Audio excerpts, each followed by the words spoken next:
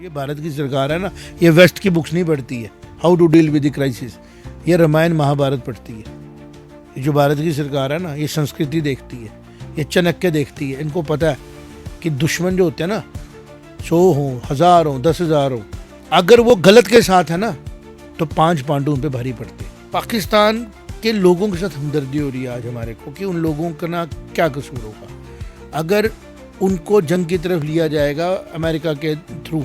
अगर अफ़गानिस्तान में पाकिस्तान को यूज़ किया गया, अगर ईरान को डिस्टर्ब करने के लिए पाकिस्तान को यूज़ किया जा रहा है, तो पाकिस्तान के लोगों को खतरे में मुनीर को डालने का क्या राइट है। इंडिया भारत बन चुका है और भारत का स्वभाव ही है अटैक नहीं करूँगा, बट अगर अटैक किया जाएगा तो फिर कंप्रोमाइज़ नहीं करूँगा। जो डोनाल्ड ट्रंप ने बोला था, मैंने उस दिन भी कहा कि ये ट्रंप सोच भी कैसे सकता है कि तू ट्रेड देगा और हम लोग उसके साथ कंप्रोमाइज़ करेंगे। तमाचा मारा है अमेरिकन गवर्नमेंट के मुंह पे भी, पूरे अमेरिकन इस्टेब्लिशमेंट को भी, कि यार ये हूल देना, ये टैरिफ की बातें करना बंद कर दो। अगर आप भी इसके साथ मिलके आते हो ना, हम आपको भी निपटा लेंगे। कि अगर एक डेमोक्रेटिक कंट्री को, पाकिस्तान को सपोर्ट करके डिस्टर्ब करने की कोशिश की जा रही है बाय अमेरिका, तो रशिया साइलेंट रहेगा। क्या वो थ्रेट चाइना को नहीं है फिर अमेरिका से? आज पूरी दुनिया को अगर कोई सेव करेगा वो भारत होगा। तू आधी दुनिया को लेके डूब मरने की बात कर, हम पूरी दुनिया को बचाने की बात करेंगे under the leadership of our able prime minister Narendra Modi. जय माता दी। अर्थ स्टूडियोज में जिस विषय पे चर्चा कर रहे हैं वो विषय पूरे विश्व में आज चर्चा का केंद्र बन चुका है। मेरे साथ रवि शंडू है। वो विषय है पाकिस्तान के एक मूर्ख इंसान का, जिसको उन्होंने अपना फील्ड मार्शल बना लिया, उसका जुनून, जंगी जुनून। रवीश, तुझे क्या लग रहा है कि पाकिस्तान कहीं अपने एंड की तरफ बढ़ना बड़ी तेज़ी से शुरू नहीं हो चुका है? जी बिल्कुल। देखिए, मैं इसमें दो चीज़ों का मैं उल्लेख करूंगा। सबसे पहले मैं उल्लेख करूंगा जो आसिम मुनीर का जो बचपन था और वो उनकी जो माइंडसेट को रीड करने की कोशिश करेंगे। वो पंजाब इलाके में रहते थे, भारतीय हिस्से के, तो वो माइग्रेट हुए और माइग्रेट होकर वो सीधे रावलपिंडी गए। बिल्कुल रावलपिंडी में उनका बचपन गुजरा। और रावलपिंडी एक ऐसी जगह है जिसने टू नेशन थ्योरी पे जो टू नेशन थ्योरी का आधार था कि हिंदुओं के साथ हम एक साथ नहीं रह सकते, या हम रहेंगे या वो नहीं रहेंगे, इस तरीके का, मतलब बिल्कुल एक हिंदू हेटिंग आइडियोलॉजी थी वो उस आइडियोलॉजी के कोर में रहे और वहाँ से उनका बचपन निकला। और उसके बाद वो आर्मी में ज्वाइन किया, आर्मी से काफ़ी इंस्पायर्ड थे। इंसिडेंट्स जो भी बन रहे हैं, मेरा ये कहना है कि जो इंसिडेंट्स है ना, बहाना तो बनेगा विश्व की को in the future what lies nobody knows except God. लेकिन जो हालात हैं वो इस तरफ इशारा कर रहे हैं कि जो भारत को बार बार डेयर किया जा रहा है, अमेरिका एक्सपोज हो चुका है भारत के साथ। भारत की सभी सरकारों ने अमेरिका की ड्यूअलिटी को हमेशा देखा है। चाहे हम लोगों के साथ समझौते कराए गए, चाहे भारत को ट्रेड को लेके लिया गया, चाहे भारत को न्यूक्लियर पावर बनने से रोका गया, वेस्ट पर्टिकुलरली अमेरिका भारत को लेके बहुत ज़्यादा क्लियर नहीं था कि भारत को वो एक as a threat to its own existence लेता है कि अगर भारत कैसे बन सकता है दुनिया की सबसे पावरफुल, सबसे बड़ी डेमोक्रेसी का ठेका तो मैंने लिया है, पीस का ठेका मैंने लिया है। लेकिन उस सबके बीच में भारत की ग्रोथ को रोकने की जो चाल चली अमेरिका ने टाइम टू टाइम, चाहे वो बुश का दौर हो, क्लिंटन का दौर हो, मुझे तो कोई दौर समझ नहीं आता। अब ट्रंप के आने के बाद एक उम्मीद हुई थी कि शायद ट्रंप को समझ आए कि भारत की इंपॉर्टेंस विश्व के लिए क्या है, और ट्रंप को समझ आई भी। फर्स्ट ट्रंप जो पहला दौर था, ट्रंप की लीडरशिप में भारत और अमेरिका के रिश्तों में काफ़ी सुधार आया। जब इलेक्शन हो रही थी बाइडेन के बाद, हम भी उम्मीद कर रहे थे कि अब जो है वर्ल्ड में एक पीस आने की कोशिश होगी, क्योंकि ट्रंप जो है अंडरस्टैंड करेगा और वो लाइन लेगा प्राइम मिनिस्टर मोदी की।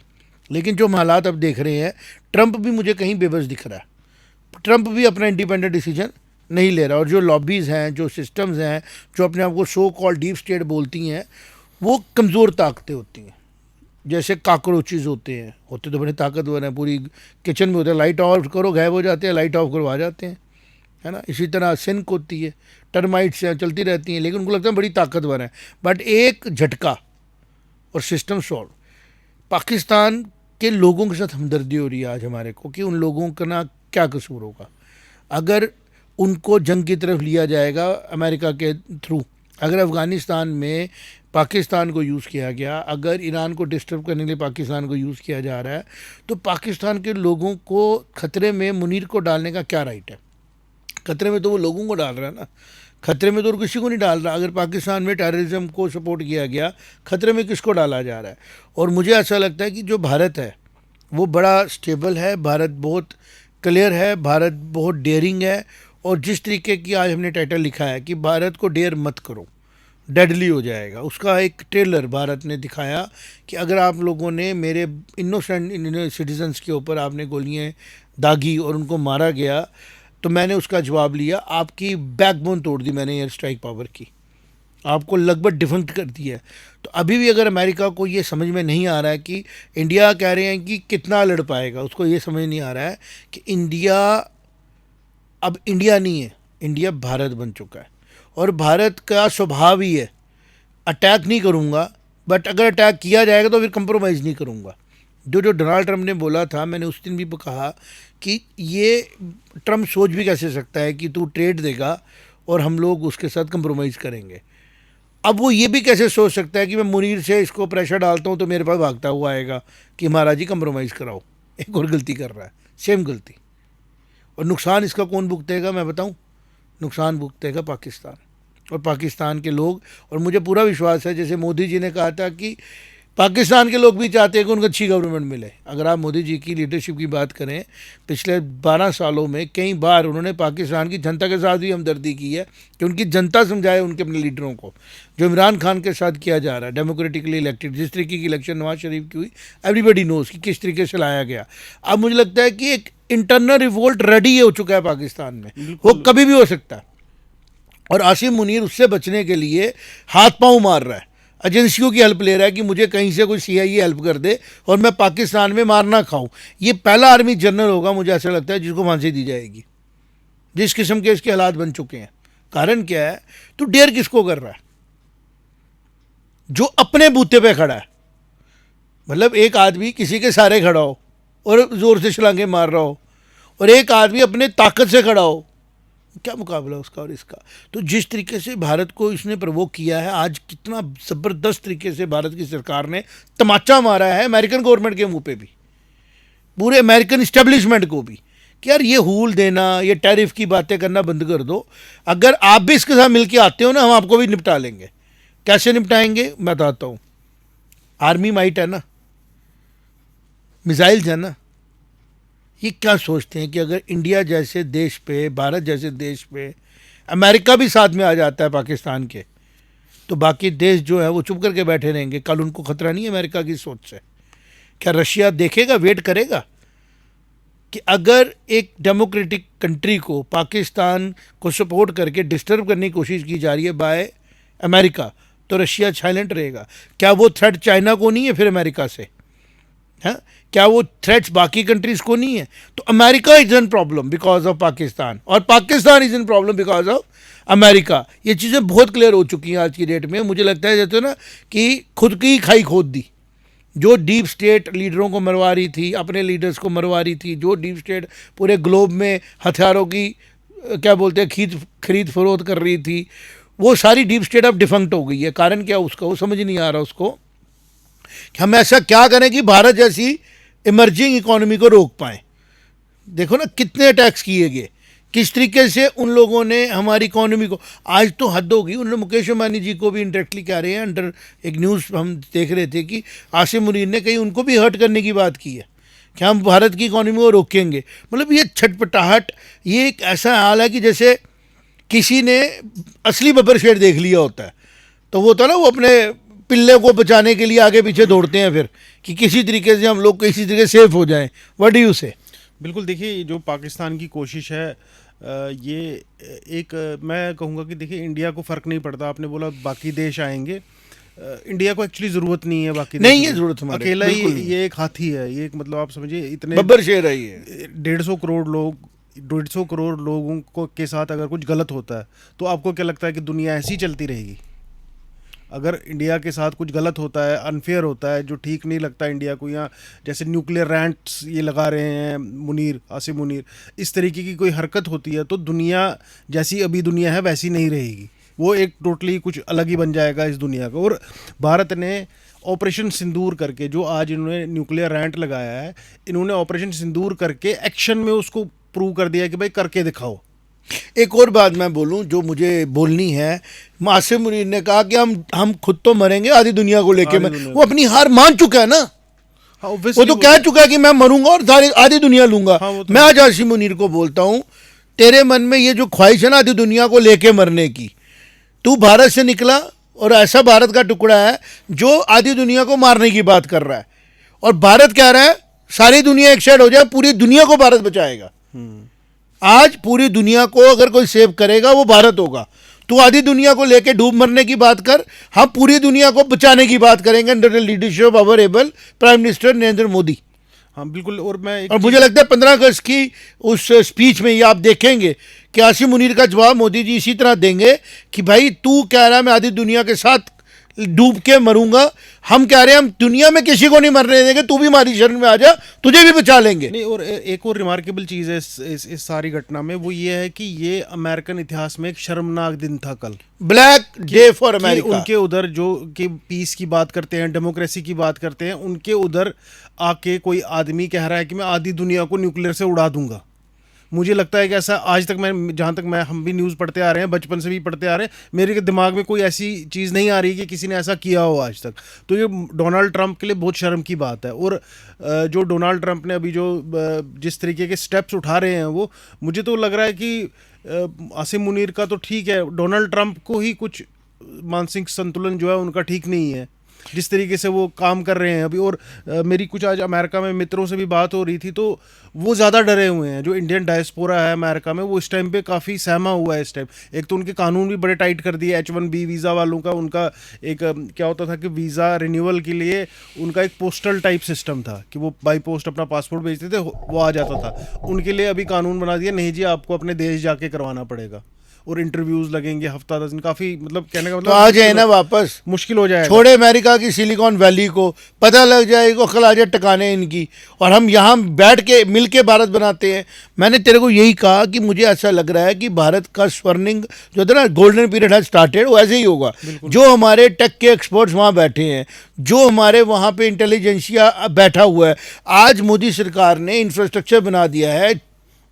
आप सोच नहीं सकते हैं जिस किस्म की इंडस्ट्रियल स्टेट्स रिलायंस बना रहा है, अडानी बना रहा है, इवन टाटा बना रहा है। Every big house is making industrial states, tech parks बन रहे हैं, दुलेरा सिटी बन रही है।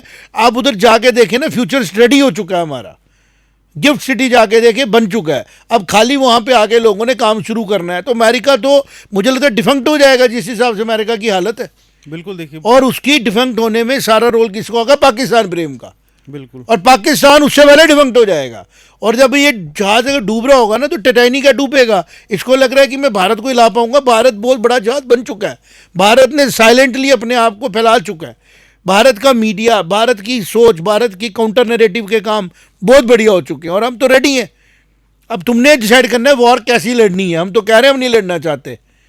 आराम से बैठो, अपना देश संभालो, देश संभालो। अगर तुमने लड़ना है, हाँ, हम हर धमकी मत दो। हाँ, और मुझे पूरा विश्वास है कि जो हमारी सरकार इस टाइम बैठी है, वो सरकार इनको सरप्राइज नहीं करेगी, अलार्म नहीं करेगी, वो धाड़ेगी और सुना के, जैसे रवि जयशंकर जी ने कहा था, हमने बोला था हमने मारना है। इनकी तरह धमकी नहीं देंगे, हमने बोला था मारना है, मारेंगे।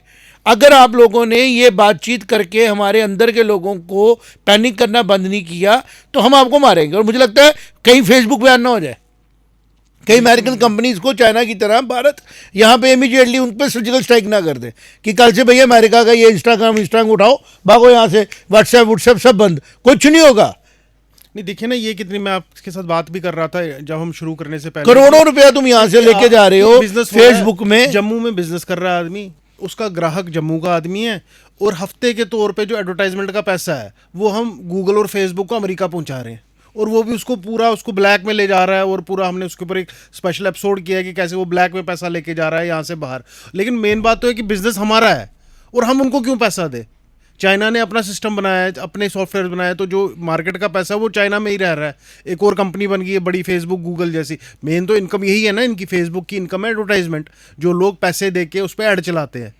तो हम बेसिकली हफ्ता दे रहे हैं उनको ऑलरेडी। और उनको समझ नहीं आ रही है कि उनको लग रहा है कि इंडिया किसी हैंगओवर में, इनको ये नहीं पता है। देखिए आसिम मुनीर की एक बात मैं और बोलूँगा कि हम अगर ऑपरेशन सिंदूर वाले टाइम की बात करें, 10 तारीख का आखिरी हमला था इंडिया का सरगोदा पे मिसाइल अटैक, वो सुबह 6:30 बजे के आसपास हुआ और उसके बाद हमें पता लग गया कि सीज फायर होने वाला है। तो मेरा कहना ये है कि अगर वो न्यूक्लियर रैंट्स और जंग की इतनी धमकी देते हैं तो आखिरी हमला तो उनका होना चाहिए था। देखिए वॉर में क्या होता है कि एक कंट्री करती है, फिर जवाब देती है, फिर एक और देती है, फिर जवाब देती है। तो कहने का मतलब है आखिरी हमला जिसने किया उसी का पलटा बारी माना जाएगा ना, तो उसका बदला लेते ना फिर जो उन्होंने मतलब 10 तारीख को जो सुबह बदला वो लेता है कहने का जिसके मतलब पास कन्विक्शन होती है, जिसके पास फेथ होता है। मैं सब लोगों को रिक्वेस्ट करूंगा, इस टाइम भारत को ज़रूरत है अपने पे हो रहे नैरेटिव वॉर को लड़ने की। वो वॉर हर एक मोबाइल का यूज़र लड़ेगा भारत का, वो बार एक एक इंसान लड़ेगा। हम भी कोशिश कर रहे हैं कि हम भारतीयों को बताएं कि किसी भी भारतीय को किसी किस्म की कोई भी कन्फ्यूजन की, टेंशन की ज़रूरत नहीं है। ये घबरा चुके हैं। ये जैसे मरीच मरने वाला था ना, जब रावण ने उसको सोने का हिरण बना के भेजा था, तो उसने ज़ोर ज़ोर से राम चिल्लाया कि सीता जो है वो घबरा जाए और वो रावण के ट्रैप में आ जाए। वैसे ही आसिम मुनीर और अमेरिका घबरा चुके हैं जिस तरीके का स्टैंड भारत ने लिया है। अब वो घबराने के लिए कह रहे हैं कुछ तो करें, लोगों को डराएं। इंडिया में हमारे अंदर का जो दुश्मन है, जो ओपन हो चुके हैं, कभी वो कोई बात कर रहे हैं, कभी कोई बात कर रहे हैं, कभी कह रहे हैं बांग्लादेश जैसा कू करेंगे, कहीं कुछ कह रहे हैं, कभी आर्मी को, इनको ये पता नहीं है भारत है। यहाँ की आर्मी को पूछती है यहाँ की जनता। यहाँ की आर्मी के जवान अपनी जनता के लिए अपनी जान हथेली में लेकर चलते हैं, लोगों को लॉस नहीं होने देते। बिल्कुल, देश के लिए आर्मी है, आर्मी का देश नहीं है। यस, पाकिस्तान और ये चीज उनको पता नहीं है। तो उनको ये नहीं पता है कि ये रामायण से सीख चुके हैं कि एक अगर आवाज आएगी मुझे बचाओ, तो वो 2 बार चेक करेंगे सही है गलत है। और आज भारत के पास बहुत ज़्यादा हमारे पास लोग हैं जो एक्टिवली इंफॉर्मेशन को ले रहे हैं, ग्रैस्प कर रहे हैं, और उनको पता लग रहा है कि हमें किसी किस्म के पैनिक में नहीं जाना। उल्टा वो पीस मॉन्गरिंग कर रहे हैं।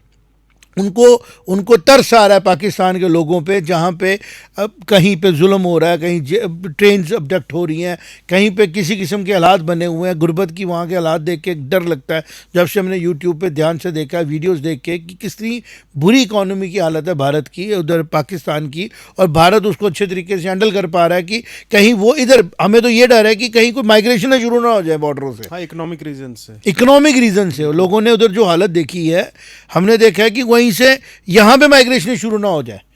तो उस चीज़ को भी समझने की ज़रूरत है। और बांग्लादेश में ऑलरेडी माइग्रेशन हुई है इनकी बेवकूफ़ियों की वजह से, जो ये वेस्ट के साथ इन्होंने अपने आप को अलाइन किया, जो वहाँ पे भी बैठे हैं पीस का पुरस्कार लेके, यूनुस जी बैठे हैं ना उधर, और वो एक अलग ही दुनिया में है वो। उन्होंने अपना पूरा बांग्लादेश डिस्टर्ब कर दिया, अपने आइलैंड को संभाल नहीं पा रहे, अपनी चीज़ों को संभाल नहीं पा रहे हैं। उनको लग रहा है कि पाकिस्तान जो है वो इधर से परेशान करेगा भारत को, उधर से बांग्लादेश परेशान करेगा भारत को, हम बॉयल करेंगे। इनको ये नहीं पता है कि भारत की संस्कृति में, शास्त्रों में ना ऑलरेडी एग्जाम्पलें भरी हैं। और जो ये भारत की सरकार है ना, ये वेस्ट की बुक्स नहीं पढ़ती है, how to deal with the crisis. ये रामायण महाभारत पढ़ती है। ये जो भारत की सरकार है ना, ये संस्कृति देखती है, ये चाणक्य देखती है। इनको पता है कि दुश्मन जो होते हैं ना, 100 हों, 1000 हों, 10,000 हों, ठीक है, और अगर वो गलत के साथ है ना, तो 5 पांडु उन पे भारी पड़ते हैं। तो भारत आज अपनी जनता के लिए बहुत ज़्यादा रिस्पॉन्सिबल है, इकोनॉमी के लिए भी, फ्यूचर के लिए भी। और कोई ऐसा डिसीजन भारत नहीं ले रहा है जो डिसीजन आने वाली जनरेशन के लिए गलत होगा। और वो क्या होगा कि आने वाली जनरेशन ये याद रखेगी कि भारत युद्ध से पीछे नहीं गया था। महाभारत में एक एपिसोड आता है जब अज्ञातवास मिला होता है अर्जुन को और पांडवों को, और उन पे अटैक हो जाता है उस जगह पे, और वो किसी का सारथी बन के गया होता है, बरहनला बन के। तो जो उसका मेन योद्धा होता है उसको डर लग जाता है, भीष्म पितामह वगैरह देख के वो भागता है। उसने कहा यार अज्ञातवास दोबारा मिल जाएगा, परवाह नहीं, पर इतिहास ये नहीं लिखेगा कि अर्जुन युद्ध से गया था। यार तुम किसके साथ बात कर रहे हो? तो भी मैंने कहा डेयर मत करो, डेयर मत करो। तुम सोचते रहोगे न्यूक्लियर, तो हम तो सोच भी नहीं सकते, बात भी नहीं करेंगे कि भारत के पास ब्रह्मास्त्र था यूज़ नहीं किया था, तब भी हम नॉर्मल हथियारों से तुम्हें अगर मारने पे जब आएंगे ना, तुम्हें हम न्यूक्लियर तक पहुंचने नहीं देंगे और तुमसे तुम्हारे न्यूक्लियर छीन के वर्ल्ड को पीस दे देंगे, क्योंकि कोई रीज़न नहीं है ये सोचने का कि तुम कोई गलती नहीं करोगे। तुमसे कोई भी गलती हो सकती है, तुम ये न्यूक्लियर किसी को भी दे सकते हो। और जिस आग से अमेरिका खेल रहा है ना, वो आग अमेरिका को महंगी पड़ेगी, बहुत महंगी पड़ेगी। अमेरिका को समझ में नहीं आ रहा है कि हम लोगों को किसके साथ लाइन होना है, और ये चीज़ आने वाले समय में पता लगेगी क्या कारण था, भारत के किस स्टेप से अमेरिका घबरा गया। America is a capitalist economy. America के कौन लोग हैं जो भारत की ग्रोथ से घबरा गए? सीधे सीधे रिलायंस को उसने धमकी दे मारी। इसका मतलब अमेरिका को रिलायंस से डर लग रहा है। हो सकता है जियो से डर लग रहा हो, जियो कोई प्लेटफॉर्म तैयार कर रहा हो, जियो कोई फेसबुक से अच्छा प्लेटफॉर्म तैयार कर चुका हो, मेटा से, जियो कोई एआई में काम कर रहा हो, तो उसने कहा रोको किसी तरीके से, नहीं तो मेरा तो खाना पीना रहना मुश्किल हो जाएगा, इस दुनिया की मोनोपोली मेरी खत्म हो जाएगी। तो उनको ये समझाने की ज़रूरत है, भारत किसी एक चीज़ के साथ जुड़ा हुआ मुल्क नहीं है। भारत में हर एक इंसान इक्वली पावरफुल है, और भारत ने अगर संस्कृति नहीं छोड़ी तो भारत को कोई हरा नहीं सकता। और अगर भारत में ऐसी सरकार आ गई जो भारत की संस्कृति पे बिलीव नहीं करती है, फिर भारत को खतरा है। और मुझे लगता नहीं है जनता ऐसी गलती कोई होगी, करेगी और करने देगी। भारत में उसी सरकार को लाया जाएगा जो भारत की एथिक्स पे चलती है, भारत की मोरल्स पे चलती है और भारतीय सभ्यता को बेस मानती है। फिर ये 5 पांडु जो है ना हमारे भारत की ताकतें, ये हज़ारों कौरवों पे भारी पड़ेंगे। और अगर वो 1000 कौरव इकट्ठे होकर पूरी दुनिया की ताकतें ले आए ना, वैसे भीष्म पितामह इमोर्टल था ना, मर ही नहीं सकता, इच्छा मृत्यु। द्रोणाचार्य जिसने ट्रेन किया था, अश्वत्थामा, बट धर्म और राइटनेस किसकी तरफ थी? पांडवों की तरफ। तो यही पाकिस्तान को समझने की जरूरत है। तो रॉन्ग की तरफ है, सुधर जा, बिल्कुल नॉर्मल हो जा, डेयर मत कर, हूल मत दे, क्योंकि हम लोग इगोइस्टिक नहीं है भारत के, भाई मारने चल पड़ेंगे तेरे को, हम कैलकुलेशन में करेंगे। लेकिन अगर तू डेयर कर चुका होगा, तू कोई प्लानिंग कर रहा होगा, तू कोई सोच विचार कर रहा होगा, तो फिर तुझे समझ ही नहीं आएगा तेरे साथ क्या हुआ। जब तक तुझे होश आएगी पाकिस्तान होगा ही नहीं। हो सकता 5 डिवीजनें हो जाए पाकिस्तान की, और उसके लिए भारत की जनता तैयार है, वेट कर रही है। और भारत की जनता पूरे भरोसे के साथ अपनी सरकार के साथ खड़ी है। और सबसे खुशी की बात यह है कि भारत की सरकार भारत की जनता के साथ खड़ी है, वो उसको शर्मिंदा नहीं होने देगी। और हमारे आर्मी हो, डिफेंस हो, मीडिया के लोग हों, हमारे मेडिकल के लोग हों, सब तैयार हैं कि अगर भारत के फ्यूचर को सेव करने के लिए ये युद्ध अब आखिरी रिजॉल्व है, तो ये आखिरी ही हो। फिर वो चाहे अमेरिका के साथ मिलकर पाकिस्तान करे या चाइना के साथ मिलकर करे, कोई भी दुश्मन है भारत का, किसी भी कोने में है, let it be, but once for all हम भारत उसको बता देगा कि हम अब किसी भी किस्म का कंप्रोमाइज़ भारत की 150 करोड़ जनता के लिए नहीं करेंगे, ना लैंड के ऊपर, ना एथिक्स के ऊपर, ना रिसोर्सेज के ऊपर। तो मुझे ऐसा लगता है कि we have discussed and we have shared our views with the people, और लोग इनसे इंस्पायर हों और इसी तरीके से पाकिस्तान को जवाब मिले कि 70 करोड़ लोगों के स्टेटस में लिखा है कि don't dare Bharat, it will be deadly for you. मिलते हैं आपके साथ। जय माता दी। जय माता।